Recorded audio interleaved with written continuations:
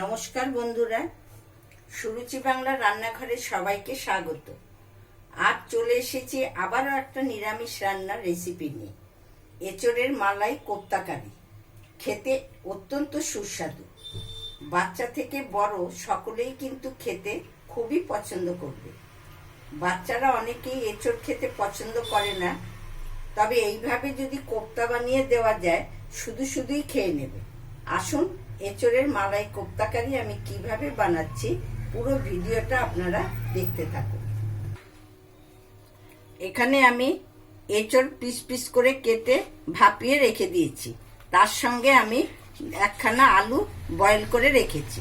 এবার আমি এগুলো সমস্তগুলো ভালো করে মেখে নেব।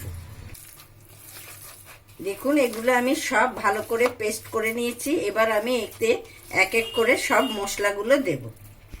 এবার আমি দিচ্ছি এতে হাফ চামচ হলুদ, দিচ্ছি কাঁচা লঙ্কা কুচি, হাফ চামচ আদা গুঁড়ো, আপনারা এতে বাটাও দিতে পারেন, হাফ চামচ জিরে গুঁড়ো, হাফ চামচ ধনে গুঁড়ো,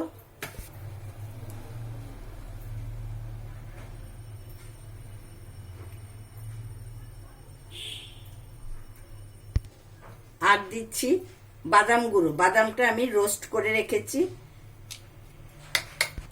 আর দিচ্ছি হাফ চামচ লবণ। আর বাইন্ডিং এর জন্য আমি এখানে 3 চামচ বেসন দিচ্ছি। আর দিচ্ছি সামান্য একটু চিনি গুঁড়ো আর সামান্য গরম মশলা গুঁড়ো। এবার আমি এগুলো সব ভালো করে মেখে নিচ্ছি।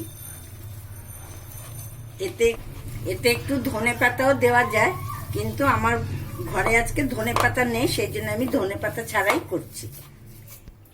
এবার আমি এটা একটা একটা করে কোপ্তার আকারে গড়ে নিচ্ছি।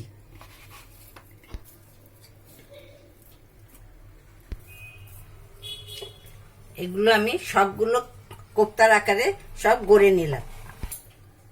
এখানে আমি এখন তেল দিয়ে দিচ্ছি। তেলটা গরম হতে হতে আমি এই ফাঁকে এখানে মশলাটা করে নেব। এখানে আমি দিচ্ছি মশলাতে কয়েক কুচি আদা, আর দিচ্ছি কিশমিশ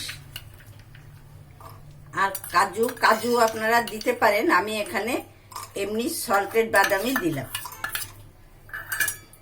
আর টমেটো কুচি, আর 1 চামচ নারকেল কোড়া, আর 2টো কাঁচা লঙ্কা। এতে সামান্য একটু জল দিয়ে আমি মিক্সিংয়ে পেস্টটা করে নিচ্ছি। দেখুন, মশলাটা আমার পেস্ট হয়ে গেছে। এবার আমি কোপ্তাগুলো ভেজে নিচ্ছি। তেল আমার গরম হয়ে গেছে। এবার আমি এগুলো দিয়ে দিচ্ছি। কোপ্তাগুলো আমার ভাজা হয়ে গেছে। ব্রাউন কালার হলে নামিয়ে নেবে।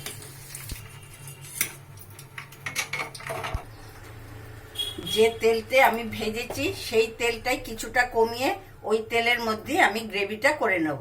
এর মধ্যে দিচ্ছি একটু চিনি, আর দিচ্ছি 2টো ছোট এলাচ আর একটা দারচিনির টুকরো, আর দিচ্ছি টমেটো কুচি। কালারটা সুন্দর হওয়ার জন্য আমি তেলে একটু হলুদ আর একটু লঙ্কার গুঁড়ো দিয়ে দিচ্ছি। এবার দিচ্ছি আমি যে মশলাটা পেস্ট করে রেখেছিলাম সেই মশলাটা।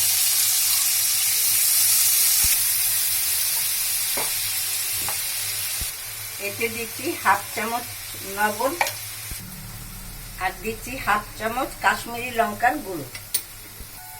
যেহেতু এটা মালাই কোপ্তা কারি, এই জন্য আমি দুধের সরটাকে ভালো করে পেস্ট করে এর সাথে আমি দুধ মিশিয়ে নিয়েছি। এবার আমি এই দুধটা এতে দিয়ে দিচ্ছি।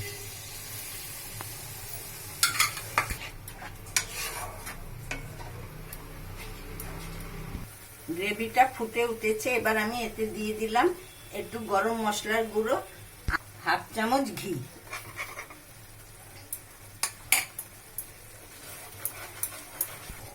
এই গ্রেভির মধ্যে আপনারা কোপ্তাগুলো দিয়ে মিনিট খানেক ফোটাতে পারেন বা কোপ্তার উপরেও ঢেলে দিতে পারেন।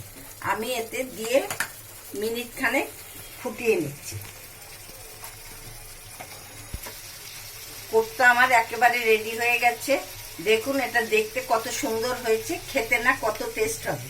এবার আমি এটা বলে নামিয়ে নিচ্ছি।